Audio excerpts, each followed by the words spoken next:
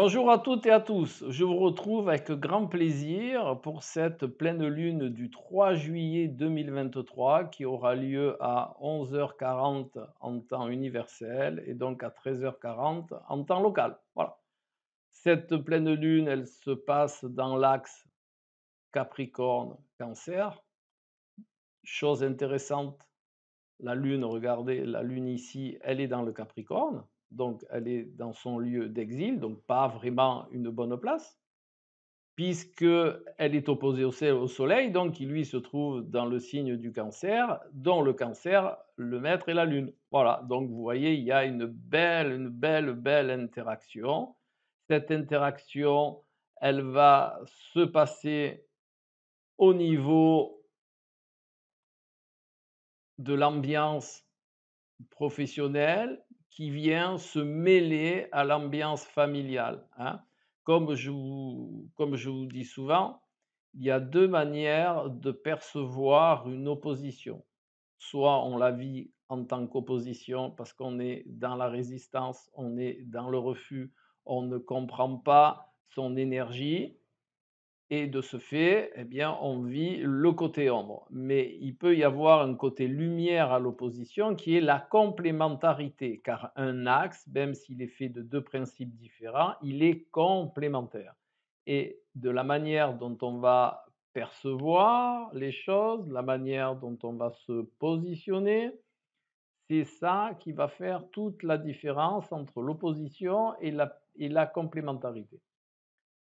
Donc l'opposition, c'est vraiment de mettre en exergue cette ambiance qui est un petit peu sèche, qui est un petit peu dans le retrait, qui est voilà, on n'a pas envie de se mêler à ses collaborateurs, on n'a pas envie de participer à la communauté, d'accord?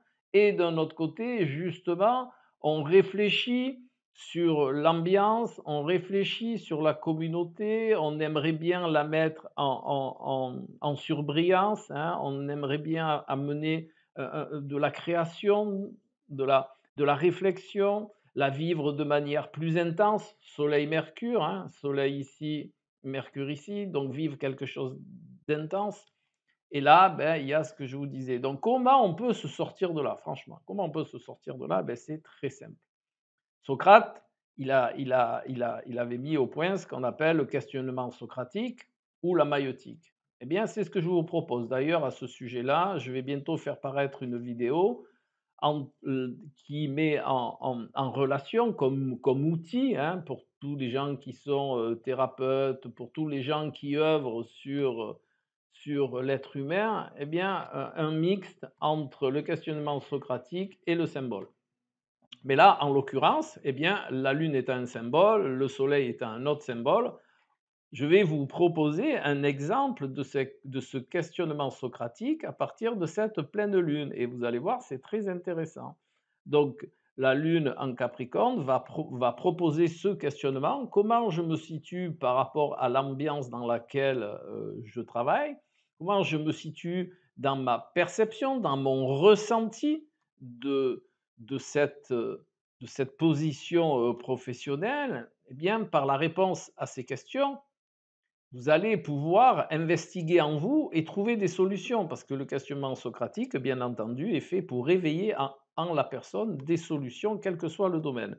Et de l'autre côté, hein, Soleil-Mercure, c'est de voir comment, posez-vous la question, tiens, comment je peux être créatif dans mon domaine familial ou dans mon domaine communautaire, comment je peux être lumineux, quelles connaissances je peux apporter. N'oubliez pas que le soleil égale connaissance, soleil égale lumière, lumière égale connaissance. Donc comment je peux amener de la connaissance, quelle connaissance, puisqu'il y a Mercure à côté, hein, quel savoir je peux faire mien pour justement illuminer ce côté familial, ce côté communautaire. Voilà, si vous vous posez ces questions-là et que vous y répondez, eh bien, forcément, cette pleine lune, qui est une opposition, va devenir une complémentarité et vous allez la vivre de belle manière. De plus, regardez, le Soleil, Mercure est en aspect avec Jupiter, et Jupiter est lui-même, regardez le trait bleu, en aspect avec la Lune. Donc Jupiter, c'est quoi? Eh bien, c'est la planète qui va vous demander de grandir. C'est la planète qui va vous demander d'aller vers la connaissance et donc les connaissances dont je vous ai parlé, là, pour la Lune et pour le Soleil. Donc en plus, Jupiter se trouve dans le signe du Taureau, donc il va vous proposer, en plus, la mise au concret. Il va vous proposer de grandir par des solutions concrètes, d'amener une pierre à votre temple intérieur. Voilà ce que va vous proposer, Jupiter. Vous savez aussi que Jupiter, alors avec modulato parce que ça peut être aussi le grand excessif, mais Jupiter a plutôt une connotation bénéfique. De plus, ce Soleil est aussi en trigone avec Saturne dans le signe des Poissons, et Saturne est lui-même en sextile avec la Lune dans le signe du Capricorne. Et comme tout à l'heure, ben, le maître de la Lune, puisque la Lune se trouve en Capricorne, c'est Saturne. Donc Saturne a aussi une influence par maîtrise sur la Lune, ce qui va indiquer que on va chercher à structurer, on va chercher à la juste mesure dans notre perception émotionnelle de, de notre situation socio-professionnelle, de notre interaction avec nos collaborateurs. Mais bien entendu, lune Capricorne va nous indiquer que ça va être un petit peu de manière sèche, de manière un petit peu pas rustre, mais sèche, à sa juste mesure, hein.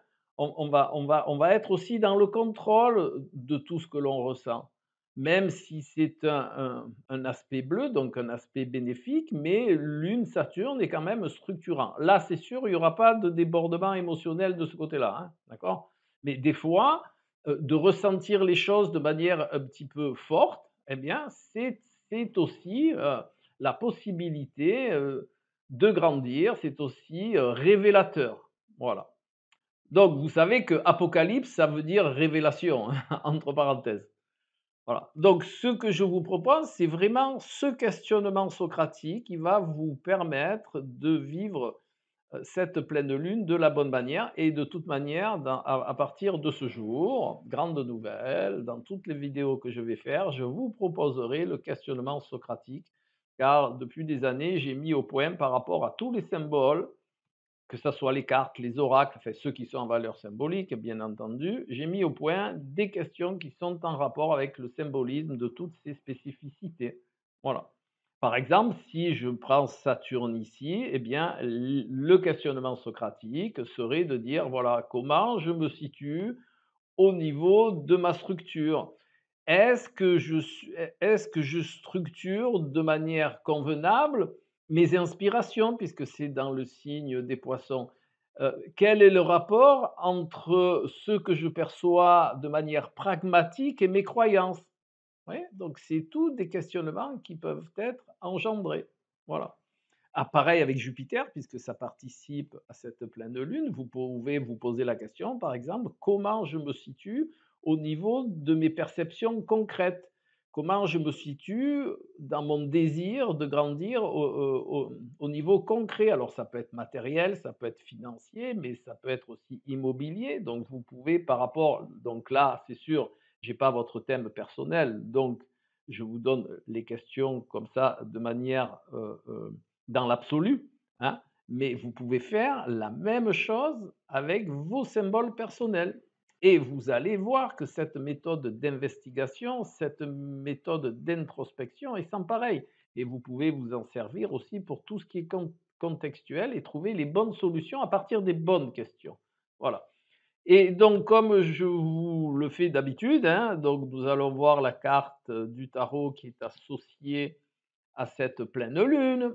Eh bien, réduction théosophique faite, et j'espère qu'il n'y aura pas d'erreur, c'est l'arcane de l'étoile. Eh bien, l'arcane de l'étoile, ça se goupille bien de parler de questionnement socratique parce que la quintessence de la carte de l'étoile, c'est le guide, hein, c'est celui qui vous amène dans la voie qui va vous faire grandir, c'est celui qui va vous demander de vous déformater, de vous poser des questions, hein. Je vous le redis, la carte de l'étoile est la carte la plus initiatique, hein.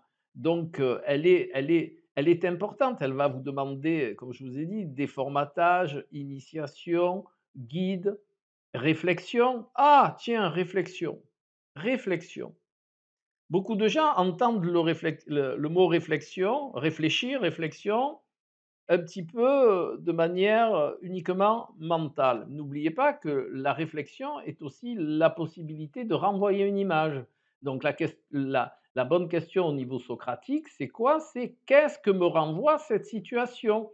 Que me renvoie ce symbole?» Et donc notamment, le symbole de l'étoile vous renvoie que cette pleine lune va avoir un petit peu une notion de guide. Cette pleine lune va vous proposer de percevoir en vous des choses qui vont vous aider à grandir. Voilà. Donc vous voyez que le questionnement socratique peut être une belle voie de compréhension et ça, je vous invite à vous en servir et à ne pas l'oublier, mais comptez sur moi pour vous y faire penser. Voilà, eh bien je vous retrouve tout bientôt pour une prochaine vidéo. Au revoir.